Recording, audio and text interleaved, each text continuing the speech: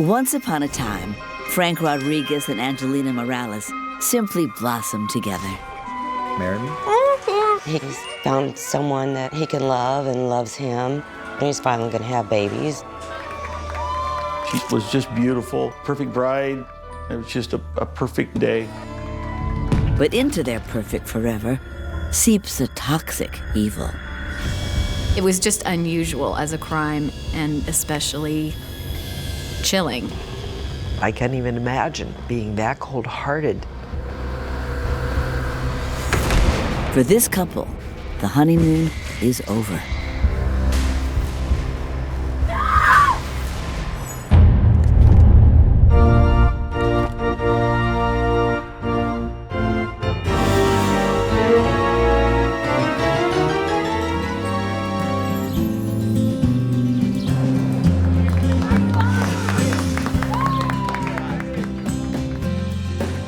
All his life, Frank Rodriguez has held fast unto one heartfelt dream: to have a family. And now the rock-solid religious man is delighted that his dream is finally coming true. Frank seemed very happy. I had never seen him more happy. He's just married his sweet soulmate, Angelina Morales. Angelina in her wedding gown was just the perfect bride. She was just beautiful. Angelina had struggled for years as a single mom until she met Frank. He's the love she's longed for and a father figure for her daughter, Jessica.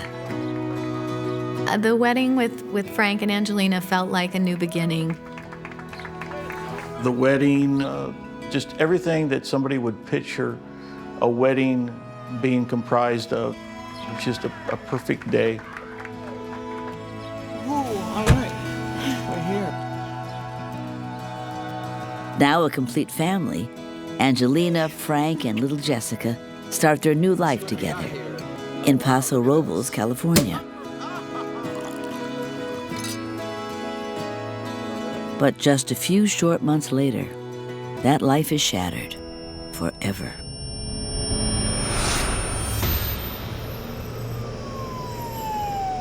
At 3 a.m. on September 9th, 2000, a shaken Angelina calls 911.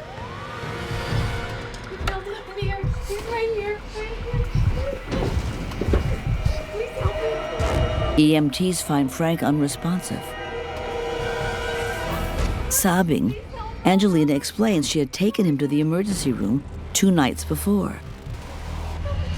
He was complaining of just horrible, horrible stomach aches. The ER doctor thought it was the flu or food poisoning. But less than 48 hours later, Frank's fighting for his life. It's a terrifying turn for a man who's finally found the happiness he sought since he was a little boy.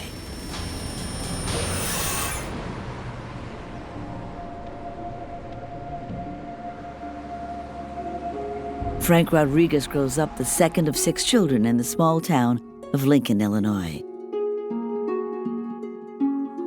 He's a tough kid, but he's also fun-loving and a peacemaker. Frank was the leader. Frank was the leader of all of us. He was kind of the core of all of us kids. He hated people fighting. He thought everyone should always just be happy and get along. That was kind of his philosophy in life. While in the Navy, Frank develops a strong Christian faith. He marries his hometown sweetheart, but eventually, the marriage turns sour. His first wife, she was kind of controlling. She convinces him to leave the Navy, which he loved. But there's one dream he won't give up on. Frank really wanted children. She did not seem to want children. To add salt to the wounded marriage, Frank's wife has an affair and leaves him. Affairs are a betrayal. Cheating hurts. So after someone has experienced a spouse who has been unfaithful, it becomes a little more difficult to trust. But at the same time, they also have a longing to find somebody who they can trust. Heartbroken, but drawing strength from his faith, he joins the National Guard and gets assigned to an academy for wayward youth in San Luis Obispo. There, Frank discovers his true calling, helping kids his way. Hey, what's going on? I'm stupid and I don't understand my classwork. We all brought to the Academy something special that we wanted to present to the kids. Frank brought religion. He doesn't force it, but when he thinks they're open to it, he mentors the troubled kids about the healing power of faith. We'll work on this together and it'll be fine, okay? Thanks. Yeah, you're welcome. All right.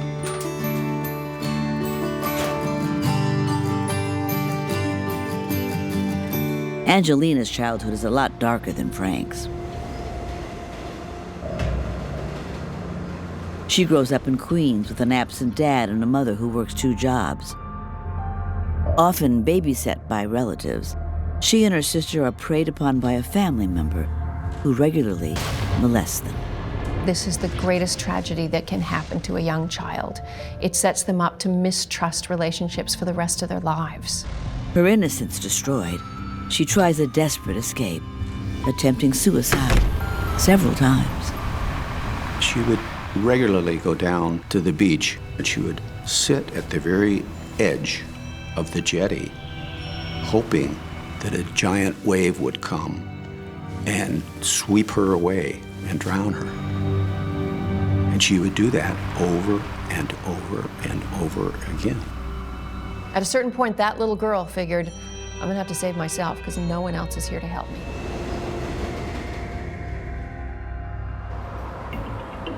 Angelina vows not to let her traumatic past define her future. Seeking safety and structure, she joins the military. She meets a guy, gets married, has 2 daughters. For the first time, she's happy. Her life, complete. Parenthood is one of the great healers for so many people. You're saying, I love you, mommy's always gonna be here for you, I'll always protect you. And believe it or not, those words are then echoed, reflected inside your own head. So it functions as self-soothing. It became, in her mind, the ideal home that she had always dreamed she would have. Do you want some oranges too? But her perfect life doesn't last. Her 1-year-old daughter, Brittany, dies in a terrible accident. The baby had choked on a part of the pacifier that had broken off and gone down the baby's throat. As often happens after a child's death, the marriage crumbles apart. Angelina clings even tighter to her other daughter, Jessica, and summons the strength to move on.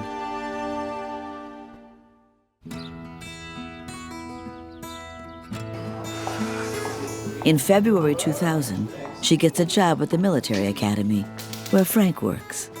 Are we getting this or not? She notices the tall, good-looking guy with the sunny personality. Frank was the type of person that everybody had to love. You just could not like Frank. Frank would come into a room and it was like you turn the lights on. Give me 1 second.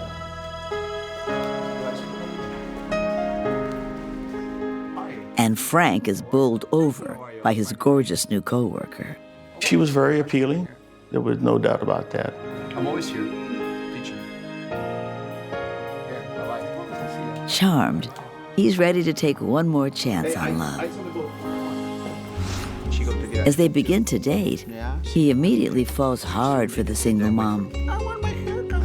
He loved the fact that Angelina had a daughter, and he really was happy to meet her, and he liked kids so much.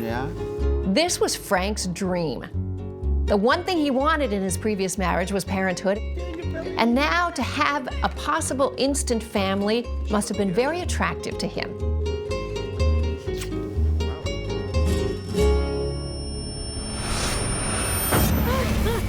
But now that family is being ripped apart.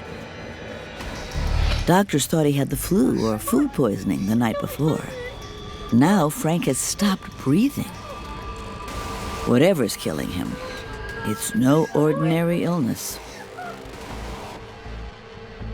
Something was wrong. Something definitely was wrong.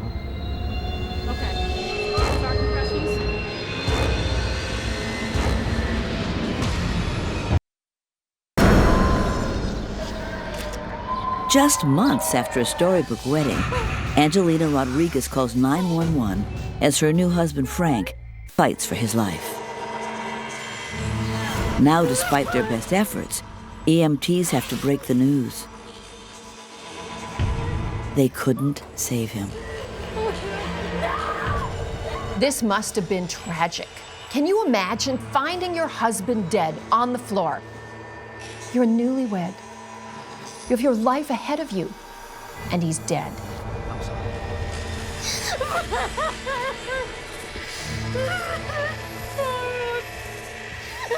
Now she has to make the agonizing call to share the news with Frank's family.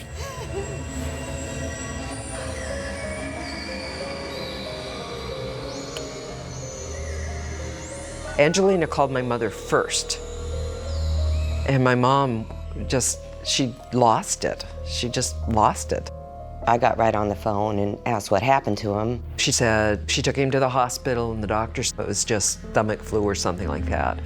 And so sent him home. The doctor prescribed rest and lots of fluid. And so Angelina and her daughter Jessica make him soup and feed him soup every 4 hours. Make you feel better. Along with the sports drink to keep him hydrated. But instead of improving, he's dead within 48 hours. The mystery deepens when the coroner can't figure out the cause of death. No identifiable disease, no apparent poisons. The normal toxicology lab tests had turned out negative.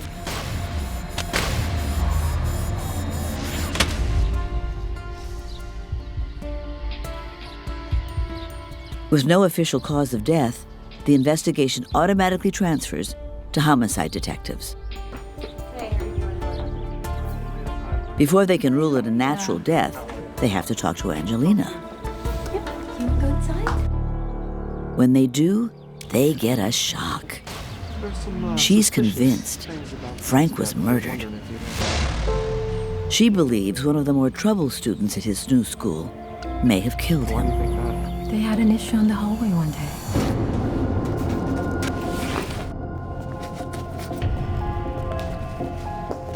What are you doing? Nothing. I'm just putting books in my locker. You can see my hall pass if you want. Let me see. Did you make this? No, I didn't make it. I'm not that talented. Angelina said the students were putting some kind of a poison in his coffee. See this? We at the academy know that students are capable of doing something like that. All right, making sure. All right, be good. Could it have been a nasty school prank? Or did Frank push an angry teen too far and trigger a lethal reaction? There are hundreds of students at the school, and few of them are comfortable talking to police. Which one might have harmed Frank? And how? For now, there are no answers. But Angelina's certain something evil happened to Frank, just when they'd found love at last. Earlier that year, Frank and Angelina had fallen for each other in a whirlwind romance. They each offer the other qualities they've desperately longed for in a partner. Angelina didn't even know stability until she met Frank. Here was a guy who could be a provider, and he could care for them and protect them. And with Angelina's love, his years of loneliness fade quickly into the past. Frank wanted a family. He wanted someone that he could love, someone that could love him for who he was, someone that he could have children with. And he saw that in Angelina. He told my mother that Angelina was his soulmate, that she was Christian like he was, that maybe they could have kids together. He thought she was really the perfect person for him. Young Jessica adores her new father figure, and Angelina is thrilled with Frank's devotion to both her and her daughter. Look, let's face it, finding love and a good commitment-oriented guy when you're a single mother is pretty tough. Lovers are not always happy to take on the baggage that comes with dating parents. But she finally found the guy who said he would sign up for this. As the couple grows closer, she opens up about the pain of losing her younger daughter, Brittany, who choked on a broken pacifier as a baby. Really don't understand. Though Angelina received a settlement from the manufacturer, it was little comfort for the unimaginable loss. Frank was a good consoler. So when Angelina showed him her grieving, her depression related to the loss of her baby, Frank was there to care for her emotionally and help her through that. Let's pray. Angelina appreciated Frank all the time, and Frank was just overwhelmed with the attention that he got from Angelina and from the daughter also, and he was just blossom around him. He just thought it was the greatest thing in the world. And in his arms, Angelina feels safe at last.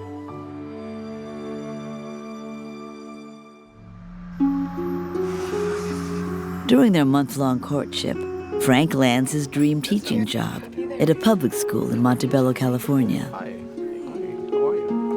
He'll have to resign from the military academy and move. While out on a double date with another couple, Frank breaks the news about his move. Angelina's devastated.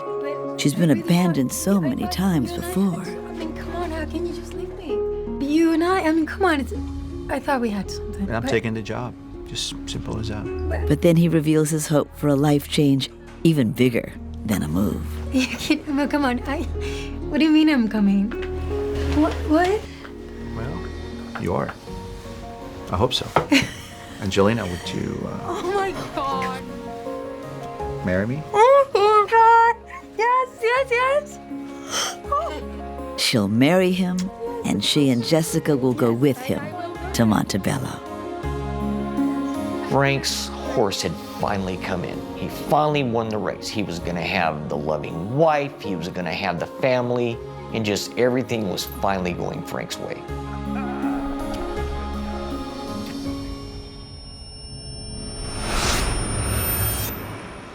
Now, that life he'd hoped for is gone forever. LA County Sheriff's detectives continue investigating the theory Frank was poisoned by one of his troubled students. They interview faculty at Frank's new school in Montebello to ask if any of the kids nursed a hateful grudge against Frank. Co-workers agree many of the students are rough, even dangerous, but no one can imagine even the worst of them hurting this beloved teacher.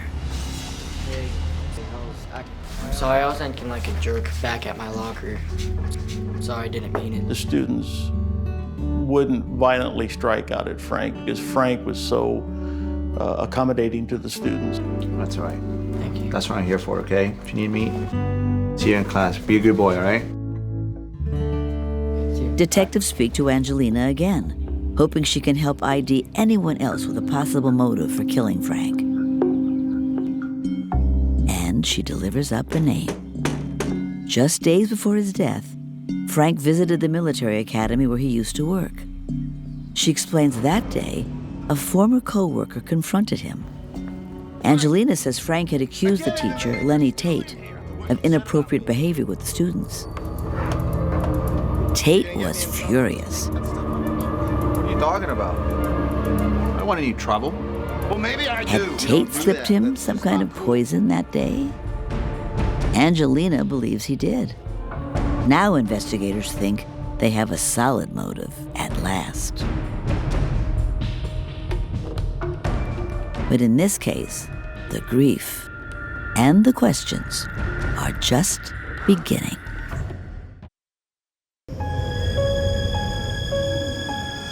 In Southern California, new groom Frank Rodriguez has died after a sudden and mysterious illness.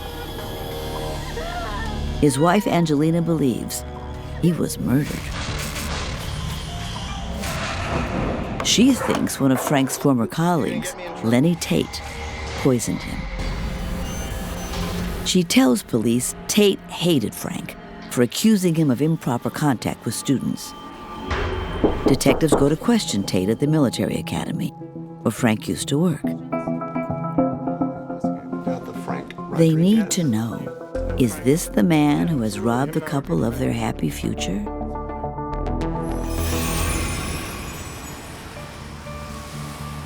Just 6 months earlier, that future was looking picture perfect for Frank and Angelina. Now engaged, they're absolutely inseparable and very happy. At the beginning of a relationship, it is probably the biggest high that you can have outside of heroin.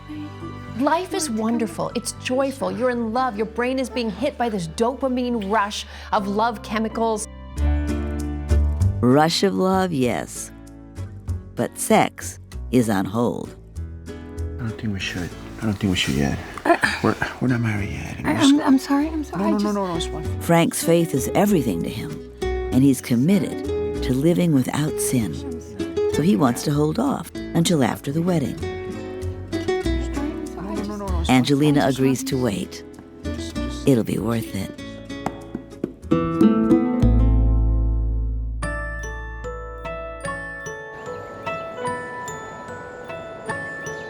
Though it's only been a month, they want to get married right away. Frank is disappointed his family won't be able to attend the wedding on such short notice. Still, he and Angelina look forward to a ceremony that's simple but perfect. It will have a blue and white theme.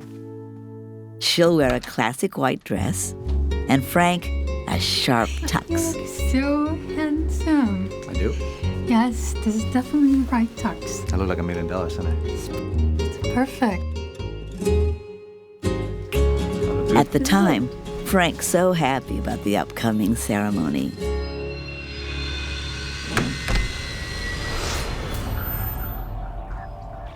He could never have known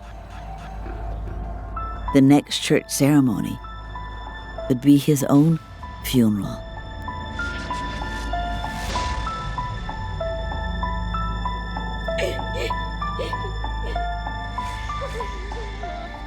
Angelina's daughter, Jessica, is especially crushed by the loss. When he was laying there at the wake, she put a teddy bear next to him.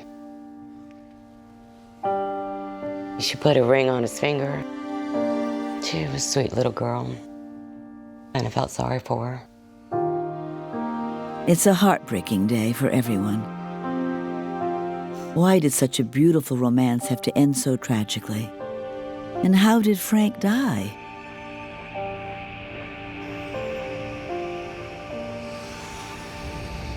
On the way home from the funeral, Angelina tells the family she's convinced he was murdered. I think someone poisoned him. I asked Angelina, how do you poison someone? Turns out there are a lot of poisons that are easy to get and don't show up on normal toxicology tests.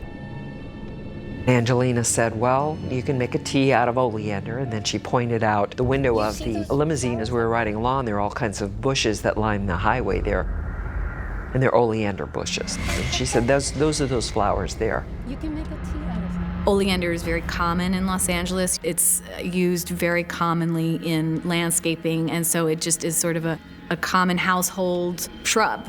Did Lenny Tate, the angry ex-co-worker at the academy, use this commonplace flower to kill Frank by slipping it into his coffee? Detectives order specialized tests for oleander on samples of Frank's tissue and grill Tate with a series of tough questions, hoping to get a confession out of him.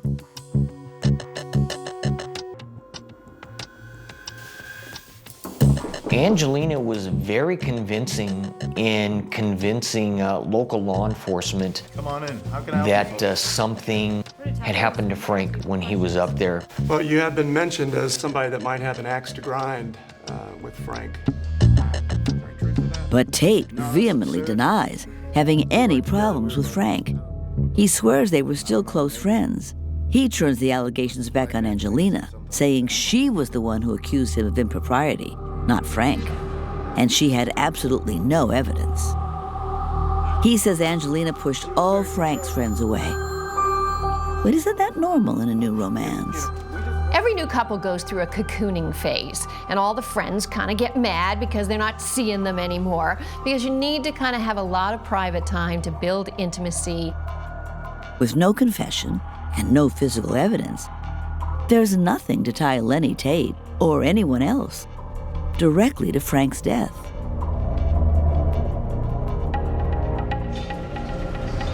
Then the additional toxicology report comes in, and investigators are floored. Frank's body does test positive for oleander. But the report says oleander is not the murder weapon. And the coroner couldn't find enough oleander to justify the death. It wasn't a high enough quantity in his system. Some people believe that in small doses, oleander has medicinal qualities, boosting the immune system and reducing muscle cramps. Is that why Frank has trace amounts in his body? Every time police think they have a hot lead, it shrivels up and wilts away. But Angelina and her daughter deserve answers. Police will have to unlock even deeper secrets to uncover the truth behind this toxic tale.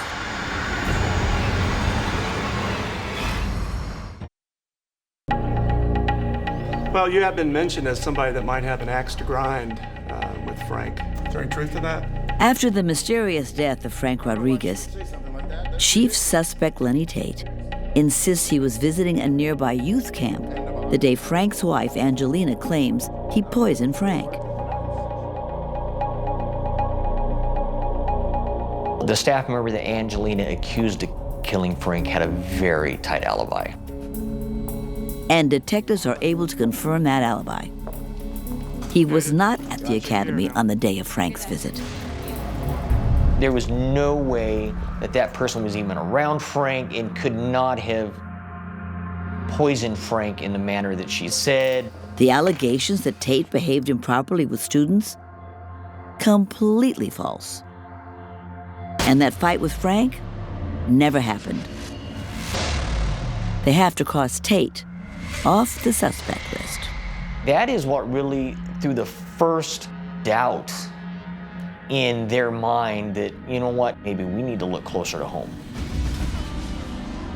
Angelina had mentioned oleander, but oleander didn't kill Frank. And anyway, why would a murderer tell the cops her weapon of choice?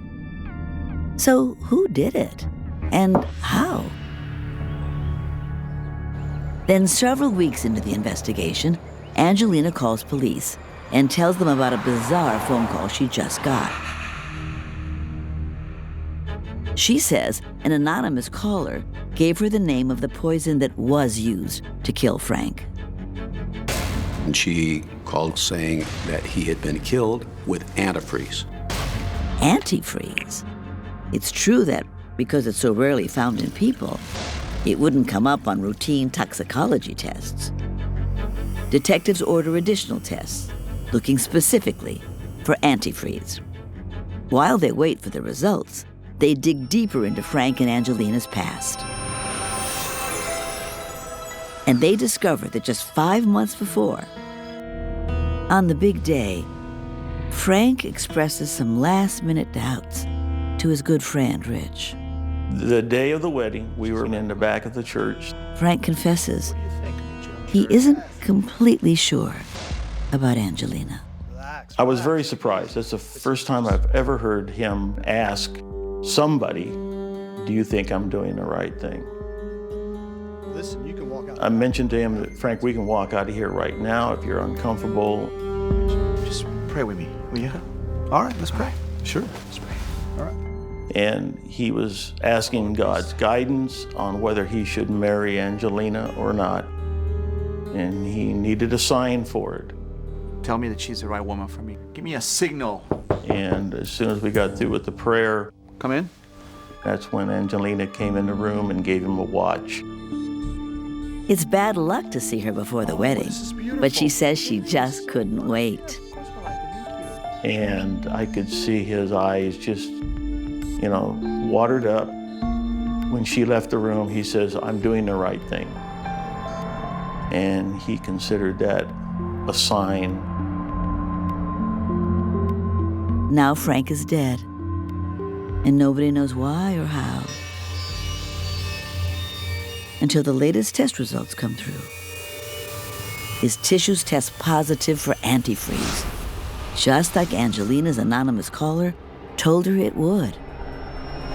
In fact, he has more than 5 times a lethal dose. The coroner, in his report, had said that there was so much antifreeze that they found evidence of it in Frank's eyes. Angelina was right. Frank was murdered. And it would have been a slow, excruciating death as the toxic liquid slowly crystallized inside his body. The cops finally know what killed Frank. Now what they need to find out is who gave him that lethal dose. As police delve deeper, they learn Angelina and Frank's brief marriage was a troubled one. Prior to their wedding, they abstained from sex for religious reasons. But that didn't change after they vowed to love each other forever.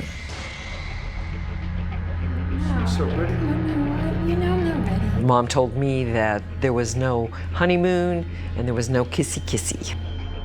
Frank believed that this woman, once she got to the altar with him, would turn into the perfect wife. But 5 months into it, she still hadn't consummated the relationship with him. His dreams were being dashed by the minute. Can I sleep with you? No. Angelina even had the audacity to make Frank sleep in a separate bed. On weekends, she often took her daughter Jessica to visit the girl's biological father, leaving her devoted newlywed husband alone for days. Angelina was manipulating him. She knew the kind of guy Frank was and how much he'd put up with. And clearly he'd put up with a lot.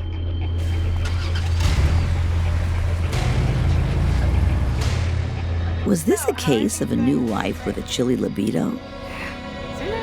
Or had Angelina lured Frank into a loveless marriage just to kill him? Friends report Angelina had actually talked about getting rid of Frank for his insurance money. Assuming it was a joke, they discussed how to kill your husband. And her friend thinks she's kidding and says, well, you could always poison him with oleander. And Angelina's like, what are you talking about? Her friend explains that oleander is the stuff that grows on the side of the highway. One of her friends says, or you could use those antifreeze-soaked hot dogs like they did with those dogs in some other story that they'd heard about. And Angelina says, but why would dogs eat hot dogs if they have antifreeze in them? And the friend said, well, because it tastes sweet. Oh my God. It's sweet, all right. Like the sports drink Angelina served her husband on doctor's orders the night before he died.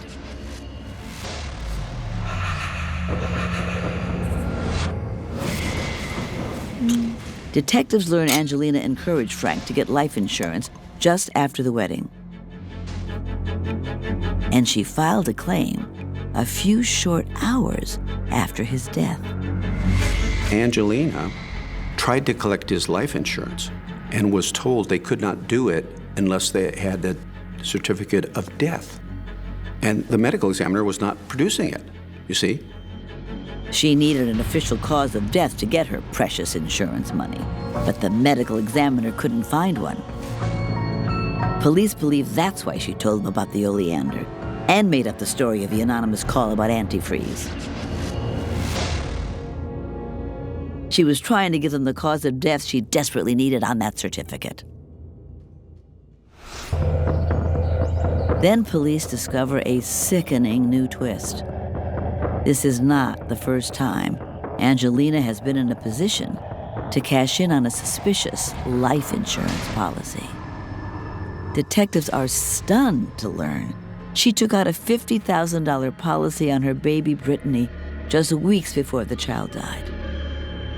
Then settled a lawsuit against the pacifier company for a fat $750,000. She used her share to buy a house, a fancy car, a boat, and plastic surgery. It does seem very strange for a mother to use a settlement of her baby's death for plastic surgery. It doesn't seem right.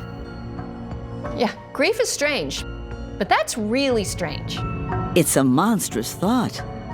Could Angelina really have suffocated her own baby girl with a pacifier just for some fast cash? Although they only have circumstantial evidence in Frank's death, LA County Sheriff's detectives go to arrest Angelina Rodriguez on February 7th, 2001. The investigators went to Angelina. They told her that she was under arrest for the murder of Frank. No! She just dropped to the floor. She could not believe that she was being arrested. She did not see it coming. She completely denies any involvement in her husband's mysterious death, but she does admit she lied about it. And now, she's finally ready to tell the truth.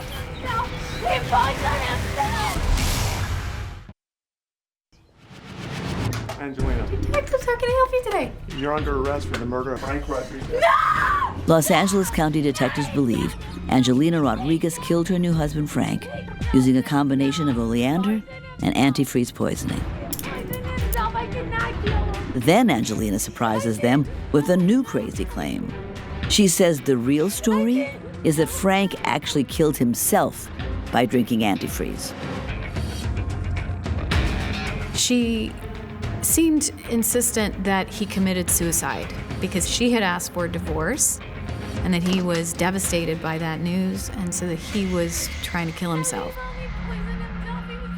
She made up the murder story because suicide would nullify the insurance policy, leaving her and her daughter penniless. We need the money, Jessica. Detectives don't believe a single word of her story. As prosecutors prepare for trial, they discover Angelina's been having an affair with an ex-con on the weekends she supposedly took Jessica to see her father. And poor Frank was waiting all this time for his new wife to be intimate. Frank was not aware of any of that going on all that time that they were married for the 5-6 months. Frank was so looking forward to having a baby with Angelina. Yet friends say she'd had an operation years before to keep her from having more kids. And she never told Frank. Angelina clearly does not live up to her name. She's no angel. She's a two-faced black widow. In jail, Angelina hires another inmate to kill a witness against her, one of the friends she talked to about antifreeze poisoning.